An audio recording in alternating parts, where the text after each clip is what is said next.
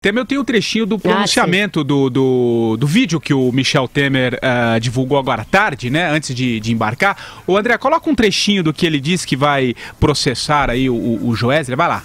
Efetivamente, estamos colocando o Brasil nos trilhos. Acabamos com os favores que privilegiavam apenas algumas poucas empresas. Cortamos as práticas que permitiam a criminosos crescer à sombra dos ilícitos e do dinheiro público jorrado, sem limite e com juros camaradas. E muita gente não gostou disso. Já está claro o roteiro que criaram para justificar seus crimes. Apontam o dedo para outros, tentando fugir da punição. Aviso aos criminosos que não sairão impunes. Pagarão o que devem e serão responsabilizados pelos seus ilícitos. Olha aí, Vera. Esse aviso deve ter deixado muita gente no palácio também de orelha em pé, né? Porque aí é a coisa do Roto falando do esfarrapado, né? Bom, é o seguinte... Ele recebeu o criminoso no Palácio Jaburu. Aí é o seguinte, né? Vamos voltar à entrevista ainda, porque eu acho que a entrevista facilitou um pouco o Temer posar de indignado, como ele tá fazendo. A entrevista, ele diz que conheceu o Temer ainda em 2009 e 2010. Só que na delação ele tinha dito que já o conheceu na vice-presidência. Uma contradição. Outra contradição, ele diz que pagava o Eduardo Cunha e seus prepostos para não ter problemas no Ministério da Agricultura. Só que esse grupo do PMDB da Câmara nunca mandou no Ministério da Agricultura, tá? Nem com o Lula, nem com a Dilma e nem com o Temer. Quem mandava era o PMDB do Senado, com a Cátia Abreu, que era, então, desafeto dele, Joesley. Portanto, não era com o Eduardo Cunha que ele tinha que negociar para ter um bom acesso a Cátia Abreu, que era inimiga dele, Joesley, e nem mesmo ao Michel Temer, que nunca teve ascendência alguma sobre a Cátia Abreu. Vamos lembrar que ela ficou do lado da Dilma no impeachment. Então, outra história que não para de pé na entrevista. Na coisa do Rocha Loures, ele dá uma cronologia totalmente diferente da que ele deu na delação de por que ter procurado o Rocha Loures e como chegou até ele. Então, você veja que a entrevista, ela pode até, se fosse levada a ferro e fogo, poderia fazer com que pedaços da delação dele fossem questionados. Eu acho que a defesa do Temer vai se encarregar de fazer isso, além de ter feito essa ação por danos morais, aí, calúnia e difamação. E a gente vai falar do Eduardo Cunha depois, né, do que ele disse. Vai você, André Azar. A Vera tem razão. Essa entrevista... veja, não faço crítica ao jornalismo, tá? Não vou entrar nesse mérito. Estou fazendo crítica ao conteúdo do que foi dito pelo senhor Joesley Batista, um delinquente, certo? Nessa operação toda, ele não é protagonista, tá? Ele não é a mente formulando coisa nenhuma. Ele é cavalo de alguém, em busca de se safar. Tudo ia muito bem para ele. Ocorre que essa entrevista...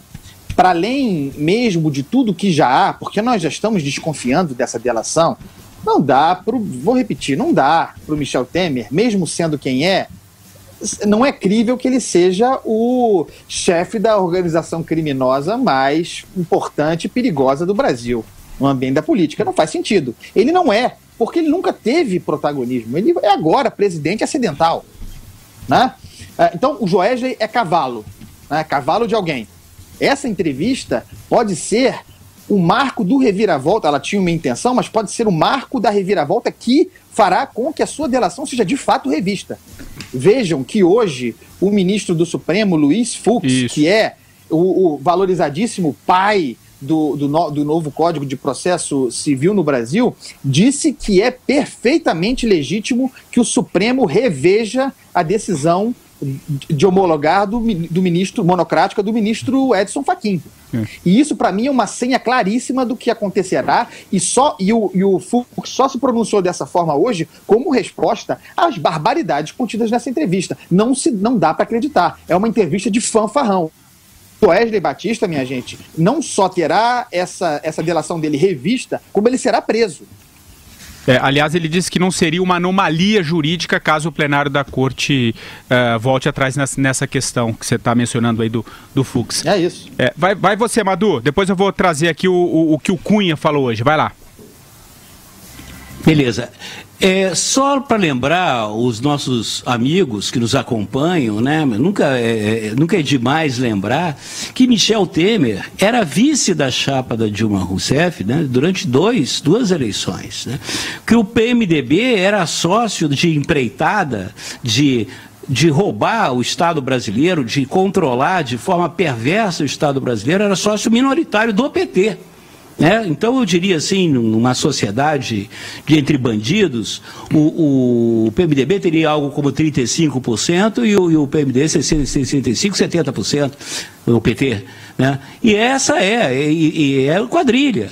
E realmente, essa entrevista, você tira totalmente de foco o PT, que é sócio majoritário, orquestrador, e quem implementou essa política de tomada do Estado brasileiro para roubá-lo e ficar permanentemente no poder.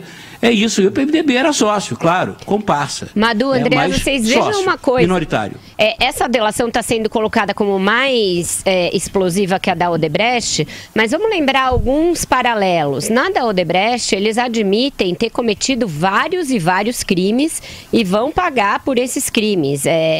Tanto como empresa, como individualmente os seus executivos ali.